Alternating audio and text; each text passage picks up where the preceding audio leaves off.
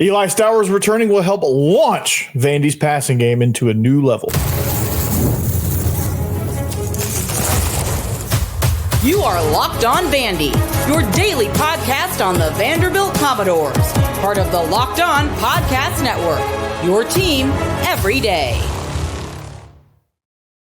Everybody, welcome into the Locked On Vandy podcast on the Locked On Podcast Network. I'm your host, Corey Burton. Thanks for making Locked On Vandy your first listen each and every day. We are free and available wherever you get your podcasts and on YouTube as a part of the Locked On Podcast Network, your team every day. Well, the Hoops team lost to Auburn, but at the same time, I think they proved that they belong. So how do they make that leap? Also, Clark Lee's looking to advance his offense. The passing game needs work, and honestly, getting Eli Stowers back will help launch that passing game into a new level. So here's the thing. With Eli Stowers, I saw a ranking of him. He is one of the top returning college football tight ends according to yards per route run. All right, he is the top guy in yards per route run at 2.52. Max Clare of Ohio State, Terrence Carter of Texas Tech, Jack Indries of Cal, and Decker DeGraff of Washington are the next four behind Eli Stowers. So what does that mean exactly? Okay, that's kind of one of those odd stats, and it honestly, it's a cool stat, but like I think when you really kind of dissect what that means, is it means that Eli Stowers will be the pillar of this passing game. He's going to be the foundation for everything to work off of, and I think that's not a bad place to start. Him and Diego Pavia have this rapport. You saw in the bowl game, what he can do when you put him on the outside, what he can do when he gets loose through the middle.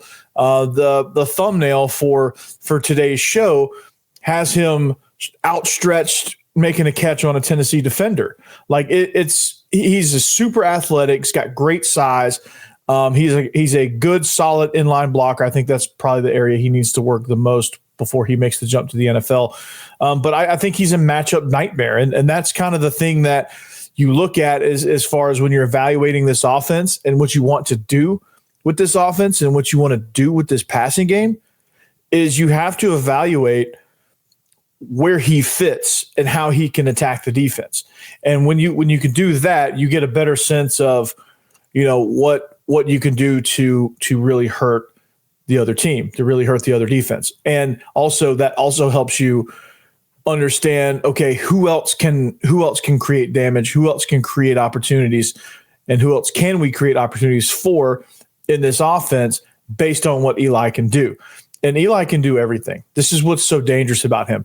He can run as the pitch guy. He's the shovel guy and the power read shovel option attack. He's the guy on quick screens. He can run the I call it a green route because green is go. It's quick. It's 1-2, quick 1-2-3. Let it go. He's great at the back shoulder, as evidence against Georgia Tech in the bowl game.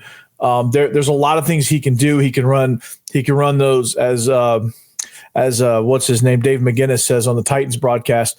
He can run those transcontinental routes over the middle and really kind of create some separation there. He can do a lot of different things, and his versatility is really what is going to create havoc for this Vandy offense, allow the opportunity to create havoc for other defenses with this Vandy offense is kind of where I'm going with that. So what does that do? Okay.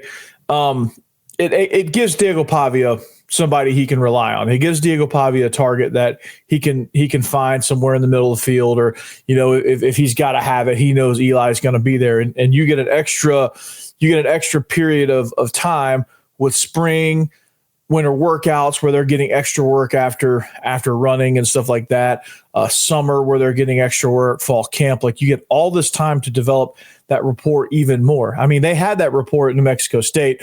They had it a little bit at Vandy, but now they're going to have to figure out how to advance that to the next level. And I think that they will. So, what are they going to do? How will they feature him now? Because opposing defenses know, or they know, as of right now, with the information that's been presented, they know that Eli Stowers is it until somebody else proves their worth. So when you know you have one guy and he's it, what do you do to get him open? What do you do to feature him? How do you get him involved in the passing attack? Well, one of the things you do formationally is you try to hide him within the formation. You move him around. You get the ball in his hands quick. You get him some designed runs. Like I liked how they used him in jet sweep a little bit because he's a bigger guy, but also he's physical enough to tote the mail, and he can run. He's not a slow guy. I mean, Georgia used Brock. I'm not by any way comparing Eli Stowers to Brock Bowers, but they used Brock Bowers on jet sweep. That's pretty telling on what they think about his ability to run. So they will find creative ways to get him the ball, moving formation, shifting, motions across, things like that, for him to be able to get guys out of his face and be able to get him in routes and get the ball to him quick. But that's only a small piece of the puzzle. You have to get creative in that regard. But at a certain point, yeah, that may work against Virginia Tech. That may get South Carolina a little bit. But at a certain point, you're going to have somebody else contribute. I mean, that's just the name of the game. Like, you have to have somebody else contribute. And there's no ifs, ands, or buts around it. So who's that guy? Who's going to be that guy to help contribute? And before I kind of answer that, I think having Eli Stowers back is only going to help those young guys who are now going to be sophomores that got a little bit of playing time. It's only going to help them develop their knowledge of the concepts. It's only going to help them being around Diego to understand where, in certain concepts, where Diego wants them, how he's going to deliver the ball, and just kind of get that rapport. You got Junior Sherrill coming back. Like, what's he going to provide? Is there going to be a guy that's going to allow Junior Sherrill to get more in his natural role of the slot receiver? That's where I think he's going to thrive the most. And you have to find that outside guy, because I just don't think Junior Sherrill is that outside guy. And that's nothing wrong with that. It just is what it is. Like, I think he could play out there, but I think he's best in the slot. So, you got to keep, I want you guys to answer this question too. All right. Who contributes in this offense? What other receiver steps up? Is it somebody that we haven't seen on the field yet? Is it Jeremiah Dillon? Does he, with his back against the wall, they're going to have to make some cuts? Is he somebody that's like, hey, pick me, right? Is it LeBron Hill? Is it, Trent Hudson? Is it, who is it?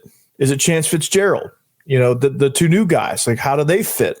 Hudson had some rapport with Diego Pavia before at New Mexico State. Does that carry over?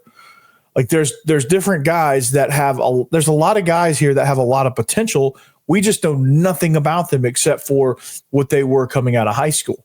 And, obviously they've had a year or two to develop, and they've had some time to kind of, play in the college game. You're going to, I think real quick, we need to figure out two things. One, what are they good at and how can we use them? Because I think it's going to be kind of like a committee type situation of, hey, this guy's good at that. He's good at this. Let's get him on that route. Let's specialize a little bit and have, let's just create a series of role players around Eli Stowers. Like, I think that's going to be the best thing, because like you have a star receiver who plays tight end as well, who's going to be called upon to be, in some physical positions with blocking and lead blocking from a fullback position, or blocking in the run game from an inline tight end position, which he needs to work on for the next level. But like, Eli Stowers providing that mentorship is going to be huge. And him providing that mentorship for his fellow position mate, Cole Spence, being able to get him to be a contributing pass game receiver from the tight end spot. Like, maybe they go a lot of 12 personnel, which I think would suit them just fine, because they want to have some guys out there that can block for the run, things like that. But they're going to be able to treat Eli Stowers as a wide receiver in a lot of their 12 personnel sets. So that gives them an advantage, because you have 12 personnel on the field. Defenses have to react to that 12 personnel. So more than likely they're going to react of, oh, they're going to run the ball. And that's going to be something that, that they look at and say, okay, well, we have to adjust our personnel. Now you get some mismatches, right? You take advantage of that, right? And you hit some big plays. You get guys out on an island. You find ways to isolate Eli Stowers, because even Eli Stowers on a corner, you get that, 6'4", 6'5" frame, big tight end guy out there on a corner. Like you run a deep sit or you run a comeback, like or like a back shoulder fade, like there's not really much defending that, because you get a corner, unless you get a big corner out there, you're not going to get a guy that's going to be able to go through Eli Stowers to make a play.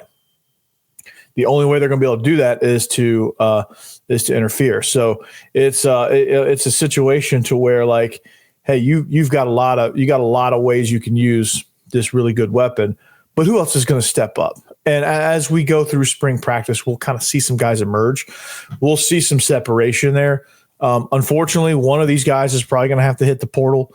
It's probably going to be all things are kind of pointing toward Jeremiah Dillon. He had a year to kind of prove himself. Didn't really work out. You have a lot of young guys coming in behind him. He's just going to kind of get passed up on the depth chart, and it'd probably just be best if he went somewhere. It's going to be fun to kind of watch this passing game develop. I think that's going to be the best part of spring football. I think that's going to be the best part of fall camp. I think that's going to be the storyline. Also, the backup quarterback role, which we'll talk about, that's going to be a freaking war as far as who's going to do that, who's going to take that role, because Drew Dickey ain't going down lightly. And of course, Jeremy St. Hilaire, Whit Muschamp, Jack Elliott, and Blaze Berlowitz have something to say about it too. So it's going to be kind of a crazy competition. So likely two of those guys are going to hit the portal in the spring. It's just a numbers game. Like, you have 6 quarterbacks. You don't need 6 quarterbacks. I think because you can only play one at a time, and I don't think they're running through them like socks. So it's going to be a situation where, like, those are some of the storylines coming into the spring. But, like, who's going to step up? Like, that's the thing that's the ongoing question around Eli. We know what Eli Stowers is, but him coming back, honestly, because and I get that we have a lot of unknowns, and I'll wrap this up by saying this. I get that we have a lot of unknowns. I get that there's some guys out there. But with Eli Stowers coming back, it gives you that versatile weapon that's going to launch this passing game to the next level, because these guys, if they want to see the field or they want to see the ball, they're going to have to step up. And you got more talented guys. You got, I think, some freshmen that had a year of seasoning within this offense that I think are going to take that next step as well. You have Stowers as a mentor. I think you're going to see a totally different passing game because Diego is there in the spring. B, you have more competition in the spring. Like, all these guys weren't here in the spring, so there wasn't really much to compete with. Now it's going to be really, really tough competition. So I think that's going to elevate everything at every position, especially the passing game. So look for a much, much, much improved passing game. And I think that based on conversations about who the top quarterbacks in the SEC are, I think Diego Pavia can launch himself into that conversation as well. We'll talk about that on a later episode. But the Hoops team showed that they belong against Auburn. And 80-68, I know that doesn't seem like it does, but if you watch the game, they did show that they belong. We'll talk about that next.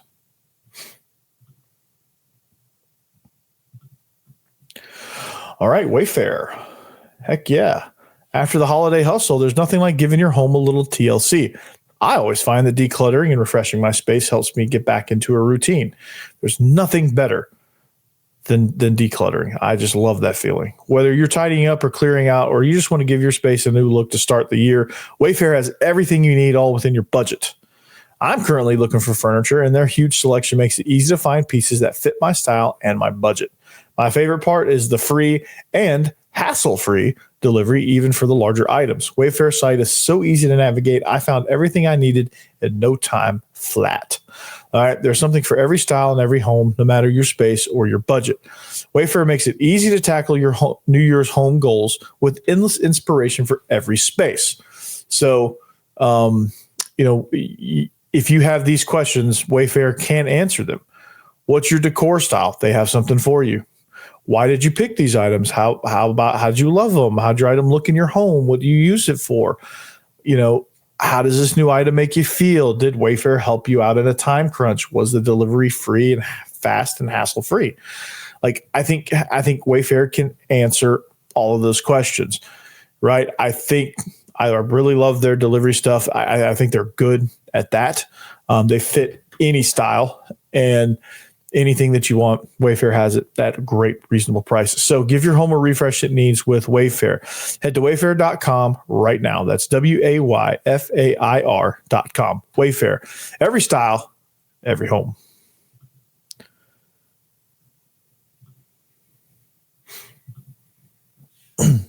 All right. Thanks for making Locked On Vandy your first listen each and every day. We are free and available wherever you get your podcasts and on YouTube as a part of the Locked On Podcast Network. Your team every day. If you need a second listen, hop on Locked On SEC. Chris Gordy, phenomenal job. If you heard him down at Radio Row, you're lucky. But this show is phenomenal. We squad up every Thursday, drops every Thursday, and we talked over and underrated quarterbacks in the SEC. So you don't want to miss that.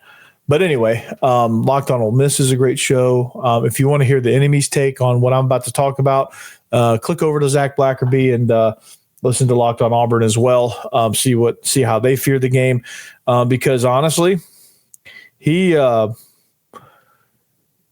got a text from him and he was like, "Man, I'm miserable. This game was a trap game. I can't wait to get out and get to Saturday. This game is, and at the time he was texting me like it was still a pretty tight game.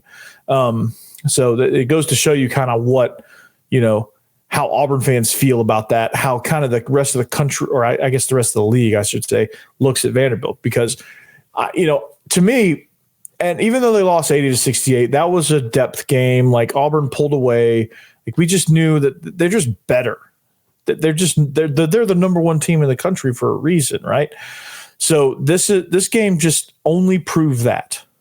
It only proved that Auburn is a legit number one team, because this was the factors coming into this game. This was an obvious trap game because of what they have coming up on Saturday. Given Alabama takes care of business in their midweek game, number one versus number two on Saturday in the Iron Bowl, right? So this was a trap game. This was a game that Auburn could have easily waltzed in, slept walk, and got beat. And I think a better team, or a better performance really, from a good team would have put them away. And this was a game that I think Vanderbilt showed the world, hey, we can hang with these guys. We belong. We're just a couple of pieces short. I think that's that's the but. And, that's the but part of the statement. Like, it's, the whole Nick Saban does the whole and but. Like, if you're saying if you use the conjunction and, it's usually a good thing. If you use the conjunction but, it's usually not a great thing. But saying that, Vandy is a great team. Tough, gritty, great identity, great spirit, well coached, but they lack a few pieces. But they're just not consistent shooting. And they got off on the wrong end of a 15-0 run to start the game. That's not a great way to start the game. I mean, you're already clawing your way back from, outside of the first 4 minutes of the game, because you're launching up bad shots. You're turning the ball over. You're just nervous. Like, they were nervous going into that game. I haven't seen Vandy play that tight in a long time. And they played tight. They started out tight. They finally got in their groove and they took the lead at one point. So, so they got back under control and kind of got back to who they are. But, I think for Vandy, they just, I think it just goes back to, like, Auburn started hot. Vandy did not, and it created that 15-0 gap. And that gave Auburn a lot of confidence. That settled Auburn down to be able to execute on the road. And then Vandy came roaring back because they're a good team, and I think they gave a great counterpunch. But Auburn delivered the haymaker at the end, like somewhere, I don't know, the 10-minute mark of the second half. They delivered that haymaker, got Vandy stumbled, and then I think with about 5 minutes left, they delivered that knockout blow, and it was just a TKO from there. Just play out the game, for good measure. But this was a game that I think Vandy honestly proved that they are a worthy tournament team, because this was a situation to where they were really never going to win this game. Let's just be honest about that. Like I know they gave them their best shot, but they were never going to win this game. This Auburn team is ridiculous how good they are. Like they can play any style of basketball. I said that on yesterday's episode. They can play any style of basketball, and they prove that. They can do well in the paint, which I think they went a long run of not doing well in the paint, which is kind of impressive for Vandy, because Vandy just really lacks size. And they can run in transition, they can hit shots, and Auburn's shooting is really kind of where they had to lean on. And again, they're so versatile in how they can play. Like some games, their true identity is transition, run, fast break, turn you over, dunk, get excited, all that stuff, and that's kind of how they get big leads. But I think their other thing is, like, Pettifor was amazing from behind the arc. I mean, he was just launching. This reminded me of the Florida game. Is kind of really what it reminded me of. Like, you fight, but you just get a better shooting team having a better shooting night than you, and there's just not much you can do. And that was, that's kind of the other side of the coin for Vandy, is just they're really good. This team just met each other in June, so this makes it even more impressive. This makes me even believe even more that they belong, and they belong in the tournament. And they just, again, they prove that, hey, we can, by being tough and gritty, we can hang with the number one team in the country. And I don't necessarily believe in moral victories. Like, they lost that game because they have obvious deficiencies shooting the ball, especially shot selection, taking three-pointers, which there are times where I wish that we could just wipe the three-point line away and just not let them shoot behind the three, or levy massive fines against them if they shoot threes. I want to put them on three-point shooting probation at certain points during the game, because I think this team feels like, okay, and I think this is a basketball thing. It's not necessarily a Vandy thing. I think it's just Vandy's just kind of the latest team to kind of. I think it's kind of a disease in basketball now. Is the over dependence on, hey, we need we need to make up ground quickly, so we're just going to launch threes. And you get these games where it's just launch three, brick, launch three, brick, launch three, brick, and there's no points being scored over like an 8-minute span, because it's launch three, brick, rebound other way, launch three, brick, rebound other way, launch three, brick, foul on the rebound, take it out, launch three, brick, rebound, kick it out, launch three, brick, and then every once in a while you make it. And I think teams that have a good three-point shooting night gives them that false hope. And for Vandy, I think they have this like weird false hope that they can actually make threes, and they're just not a great three-point shooting team. They're okay. They're decent at best at three-point shooting. And they all think they're Steph Curry. And I don't like that. I wish when Vandy was toe-to-toe with Auburn, when they took the lead with Auburn, they weren't launching threes. They were getting to the rack. It seemed like every time I saw them go down, it was, Jason Edwards, of his 13 points, it was finish at the rim. It was Tyler Nickel driving, finish at the rim. It was Jalen Carey, dunk. Jalen Carey, dunk. Devin McLaughlin, dunk.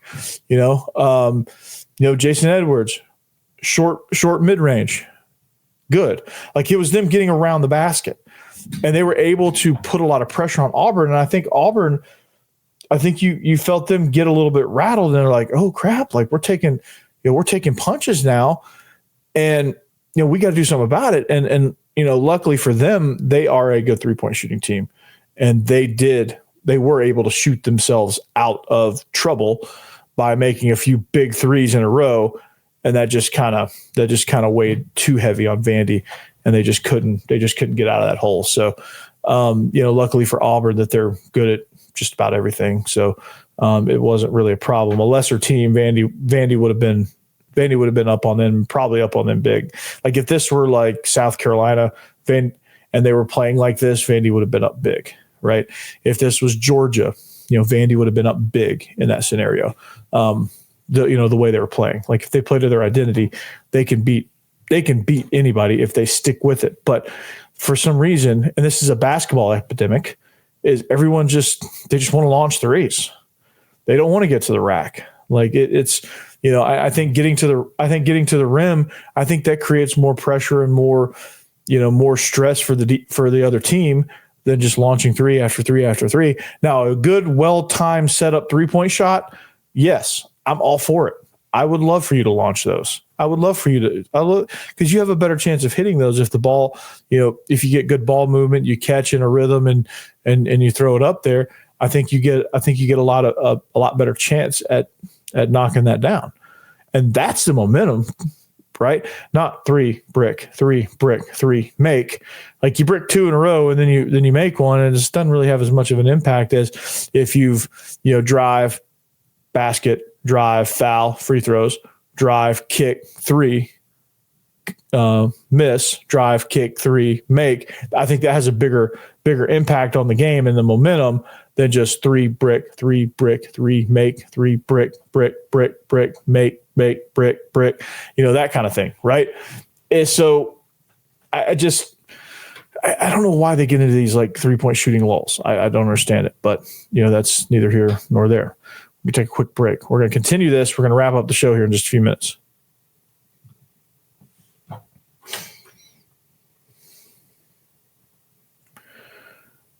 All right, real quick, we're wrapping up the show at Locked On Vandy. Follow us on all social media platforms and on YouTube and anywhere you get your podcasts. Like, subscribe, feedback, all that stuff is welcome. But as we wrap up the show, so what does Vandy need to do to get to that next level? Like, what are some things, down the stretch? It's obvious that, the deficiencies are what they are, and there's not a whole lot you can do to fix them, except for like some short mindset stuff. But like in the off season, I think you need to look at your roster construction, and I think you need to kind of build. If you're going to shoot a lot of threes, I think you need to get some 3-point shooters, some guys that are just,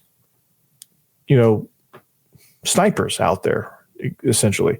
So, and you need to get some size in the paint. Like you need to get a big 6'10", 6'11", 7-footer down there that can run, because Vandy wants to run. They want to be athletic. They want to run. That's why they went smaller.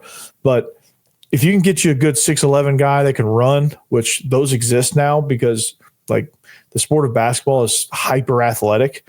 Like you look at some of the big guys around the conference, they're all athletic. They all can move. It's not like you got to, I don't see many, or if any, Zach Edey's, just a big 7'4" space eater that just lumbers up and down the court and creates havoc. I don't see any of those guys. I see a lot of like athletic guys that run the floor well, that can shoot a little bit, that just, throw it down and, reject people and just play exciting style of basketball. Like I think you need to find some 6'11" dude that can do that. So I think that's the key in the off season. But in the meantime, I think, as you make a run towards the, in the SEC tournament, as you make, your push towards getting in the NCAA tournament, and if you do get a bid, which I think right now it's projected as a 10 seed, I don't know after the loss where that projection lies, but I think anywhere from a 12 to a 10 seed is very, very likely for Vandy, and that would be very impressive. And Mark Byington is a phenomenal coach in that regard. Best turnaround in college hoops. Like he should win National Coach of the Year if that happens. But nonetheless, I think to have some success down the stretch, And in the tournaments, whatever tournaments you find yourself playing in, the SEC plus whatever lies after that, I think if you want to have some success, I think you need to live and die by your identity. I think putting pressure, running, getting to the rim, scoring, and getting to the line, it A, puts people in foul trouble. B, it increases, you're taking higher percentage shots. You're doing what you do best. You have a bunch of scorers. You have a bunch of guys that can finish around the rim. You have guys like Tyler Nickel, Jason Edwards, AJ Hogard, Jalen Carey, Devin McLaughlin. Those guys can drive the lane and get those tough baskets. They can move and slash and get opportunities up close. You don't have a guy like a JJ Redick, if I want to use the most recent example. It's the only college shooter that can shoot threes like that I can think of. But you don't have a guy like that where you drive and dish and you give it to him. If it goes up, it's pretty much in, right? You don't have that guy. So why are you trying to play that style of basketball? Because you see the Warriors do it. You see other college, you saw Florida do it. You saw Auburn do it. Why can't we do it? Why can't we just launch threes? Well, you're just not good at that. And that's okay. You just got to realize that. Play to your identity. Your identity is pretty damn good. Gritty, tough, create turnovers, get to the rim, be a good free throw shooting team, and really just force the other team into uncharacteristic errors and make them play your style of basketball, which is uncomfortable for anybody. So that's how you do it. Stick with your identity. It's good.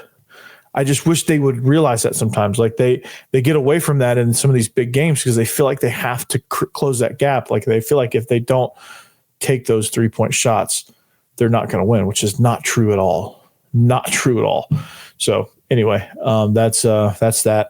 That's where I'm gonna leave you off. But got some big things in the on the horizon. Baseball starting soon. That's exciting. Everybody loves Vandy baseball. Football spring practice is right around the corner as well. Lots of storylines there. Lots of competition this spring, which is exciting. But we'll let you go there, and we'll catch you back here next time. Locked on Vandy. Anchor down. Peace out.